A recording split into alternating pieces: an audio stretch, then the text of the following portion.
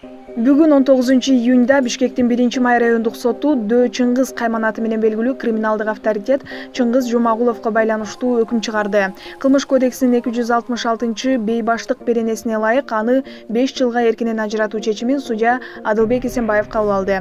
Ошол эле учурда жазык кодексинин 43-беренеси кылмышка кошо катышуучулардын жана 248-беренеси уюшкан топту түзүү же ага катышуу менен коюлган айып боюнча актады.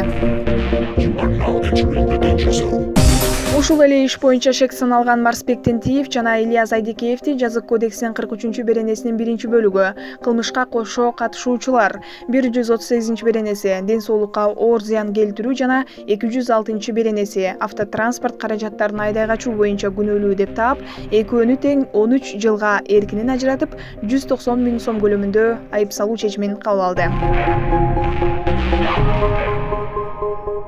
39 жаштагы Чыңгыз Жумагулов Бишкекте 46 жана 36 жаштагы эки адамды мыкаачылык менен токмоктоп өлтүрүүгө шектүү катары былтыр 11 апрелде кармалып, номер 1-тергөө абагына камалган оорукананын жандандыруу бөлүмүнөн каза болгон эки адам шектүүлөр да криминалдык топтордун мүчөлөрү экени аныкталган. Талдоочулар муну уюшкан кылмыштуу топтордун таасир талашы катары баалашкан. Бул боюнча соттук иш 1-май райондук сотунда каралып жаткан. 12-июндагы отурумда айыпталуучулар дээрлик суралып өткөн.